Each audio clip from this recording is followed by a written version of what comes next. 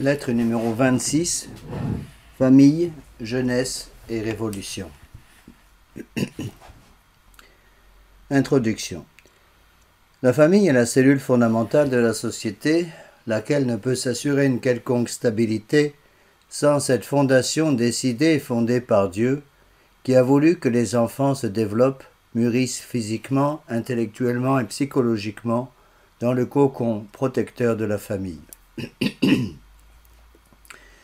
La famille fut la force qui façonna le Moyen-Âge chrétien. Si la famille résiste quelque part, la révolution ne peut tout détruire. Mais si la famille s'écroule, la révolution triomphera partout. La révolution progresse donc sur les ruines de la famille. La fissure par laquelle le virus révolutionnaire entre dans la famille s'appelle la lutte des classes, chère au juif Karl Marx. Il faut diviser pour régner, dissoudre pour réformer. Solve et coagula, dissoudre pour coaguler. Par la lutte des classes, on introduit la division dans la famille, division qui en sape les fondements naturels. Pour détruire l'entreprise, la révolution va monter les ouvriers contre les patrons et les patrons contre les ouvriers.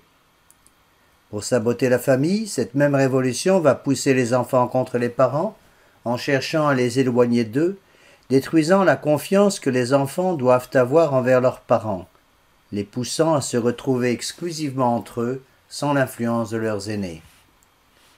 Ils ne seront alors plus protégés et deviendront des proies faciles entre les doigts de ceux qui tirent les ficelles de ce jeu diabolique. Marx savait que la plus grande richesse des enfants, c'est la confiance qu'ils doivent avoir en leurs parents. Une fois cette confiance sapée, puis détruite, c'est tout l'édifice social, c'est tout l'édifice familial qui se retrouve par terre. Si la famille n'est plus, les vocations disparaissent, et l'Église catholique n'est plus capable de remplir son devoir, sauver les âmes en les amenant au ciel. À la fin des temps, qui sait si je trouverai encore la foi, disait notre Seigneur.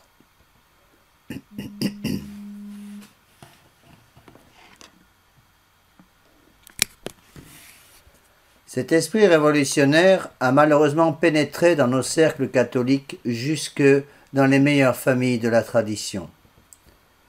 Dans cet article, je voudrais essayer de lancer un cri d'alarme aux parents et aux jeunes catholiques pour qu'ils réagissent et se ressaisissent avant qu'il ne soit trop tard.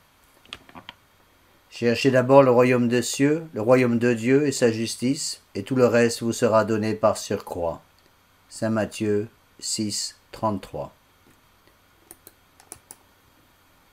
Dieu a confié aux parents chrétiens et à l'Église catholique l'éducation des enfants baptisés et non au mouvement de jeunes en tant que tel.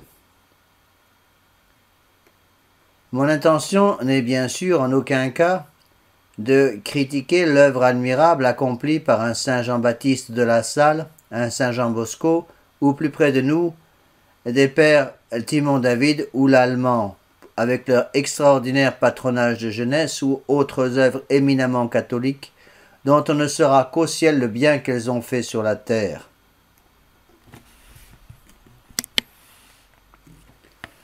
Je voudrais simplement partager avec nos lecteurs une inquiétude chaque jour grandissante dans nos cœurs de prêtres, qui sont avant tout des cœurs de pères.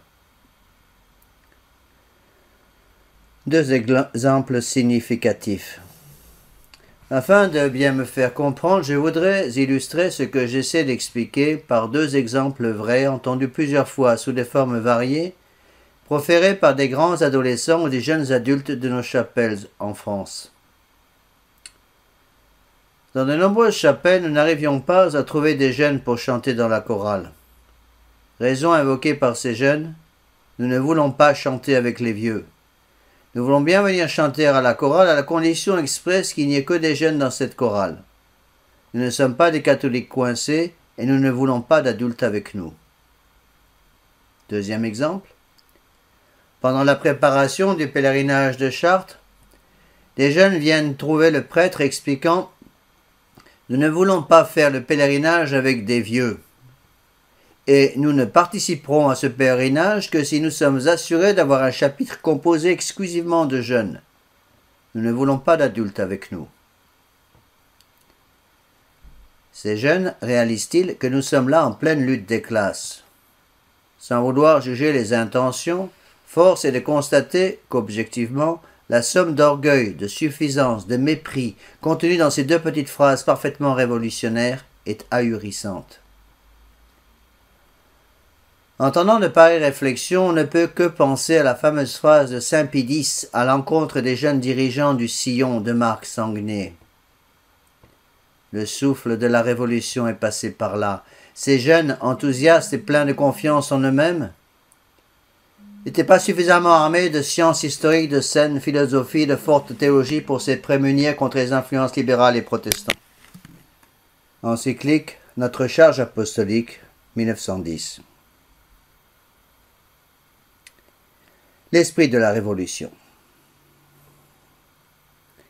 L'esprit de la Révolution se résume en 3 mots: liberté, égalité, fraternité.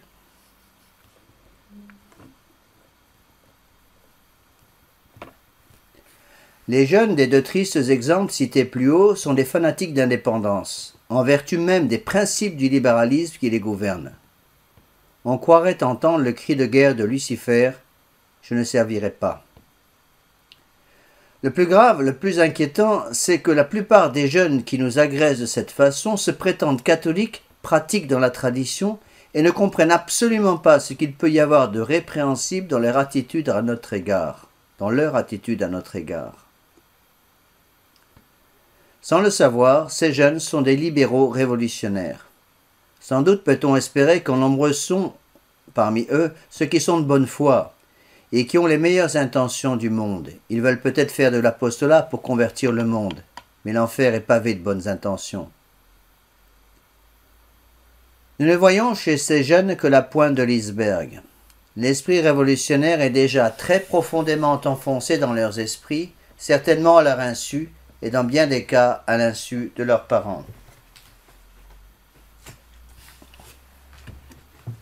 Liberté, égalité, fraternité. Liberté. Pour un catholique, elle n'est que le pouvoir de choisir les moyens tout en gardant l'ordre de la fin.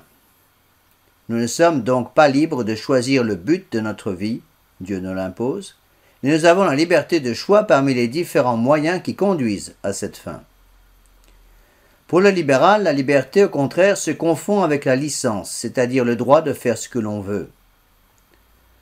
Pour nos jeunes révolutionnaires catholiques, cette fausse conception de la liberté se manifeste par un farouche esprit d'indépendance, un subjectivisme qui entraîne la liberté de conscience et qui peut tuer dans l'œuf toutes les vocations religieuses. Ces jeunes rejettent donc instinctivement toute forme de direction spirituelle qui ne va pas dans leur sens. Égalité. Pour un catholique, Dieu a créé l'inégalité entre les hommes, car chaque âme est différente. C'est précisément cette inégalité qui fait la beauté de la création du bon Dieu, comme les fleurs des couleurs variées font la beauté d'une prairie.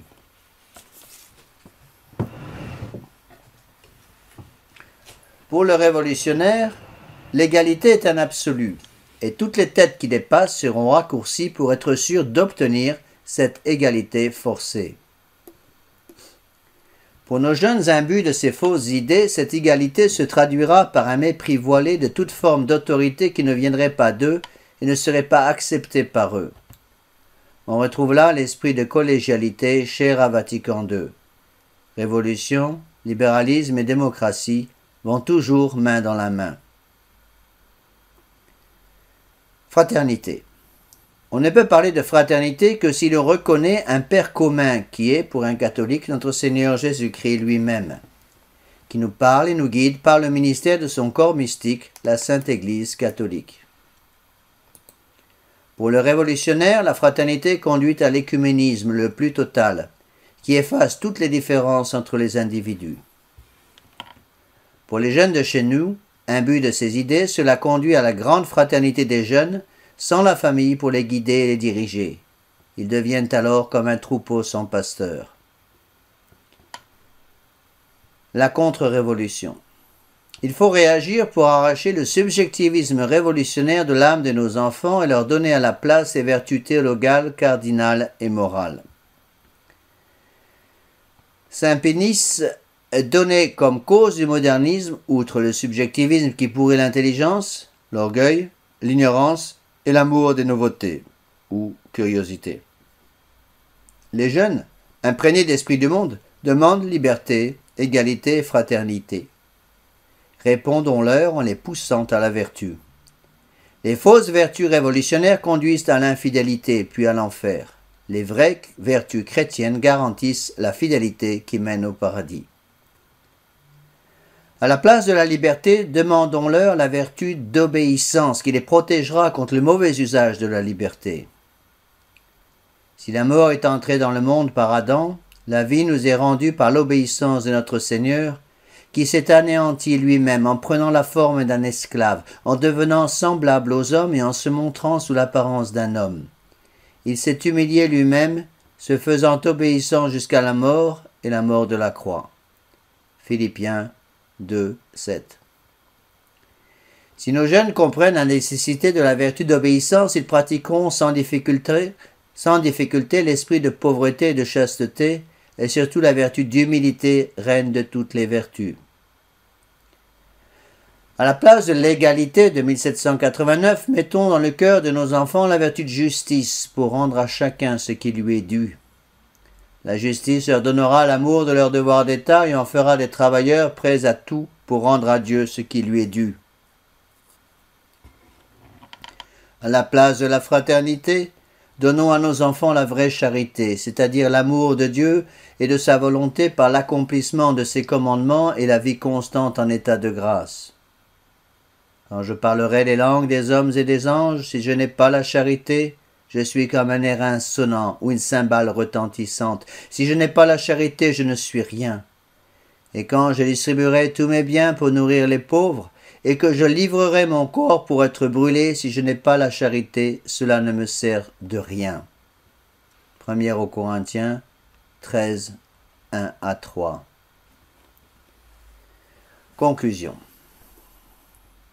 Aimons notre jeunesse, mais aimons-la telle que le bon Dieu la veut. Nos jeunes ne doivent pas pousser tout seuls, ils ont besoin de prêtres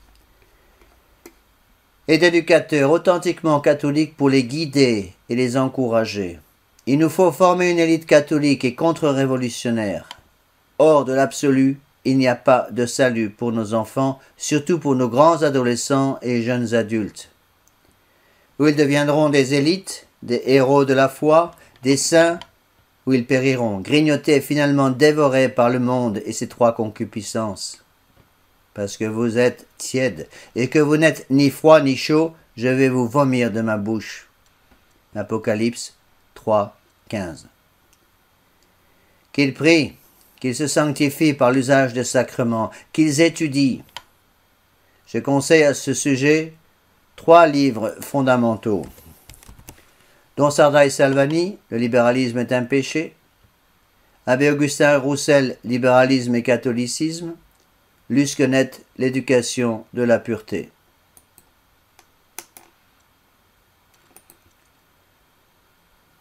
Beaucoup de jeunes ne veulent pas comprendre. Beaucoup de parents se voilent la face en pratiquant la politique de l'autruche. Hélas, tant pis pour eux, car seuls ceux qui aiment Dieu plus que tout arriveront au paradis, et il ne refuse jamais sa grâce à qui la lui demande humblement. Finissons par cet appel pathétique de notre très cher Monseigneur Marcel Lefebvre. Nous ne régnerons dans la cité que lorsque quelques milliers de disciples assidus de notre Seigneur Jésus-Christ seront convaincus de la vérité qui leur est transmise et que cette vérité est une force divine capable de tout transformer. Tout dévoué à notre Seigneur Jésus-Christ et sa très sainte Mère.